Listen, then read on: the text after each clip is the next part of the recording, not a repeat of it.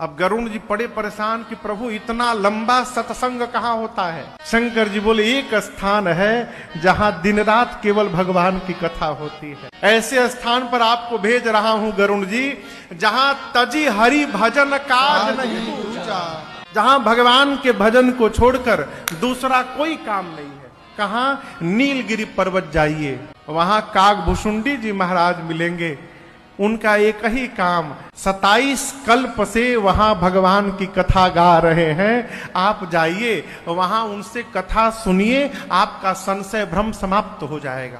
पार्वती मैया ने शंकर जी से पूछा, बाबा आप चाहते तो उसी क्षण गरुण जी का संशय समाप्त कर सकते थे, आपने क्यों नहीं किया?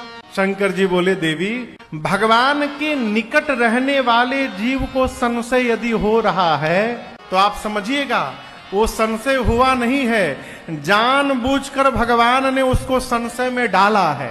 क्यों? होई कीन्ह कबहु अभिमाना, सोई खो वै चह कृपा निधाना। अवश्य गरुण जी महाराज कभी न कभी जीवन में अभिमान किए होंगे और आज भगवान इनको संशय भ्रम में डालकर उस अभिमान को समाप्त करना चाहते हैं। इसलिए मैं बीच में विघ्न नहीं बनना चाहता था, मैंने उनका संशय दूर नहीं किया। गरुण जी महाराज पक्षी हैं और जिनके पास कथा सुनने के लिए मैंने भेजा है वो कागभुशुंडी जी भी पक्षी हैं।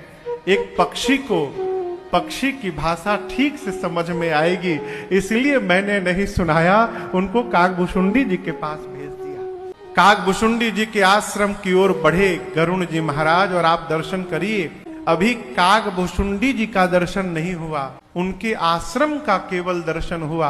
आश्रम का दर्शन प्राप्त हुआ और सारा संशय समाप्त हो गया। जिस आश्रम में भगवान की कथा निरंतर हो रही है, कथा होते होते उस आश्रम की इतनी महत्ता हो गई, इतनी महिमा हो गई कि उस आश्रम का दर्शन प्राप्त हुआ और गरुण जी का सारा भ्रम समाप्त हो गया।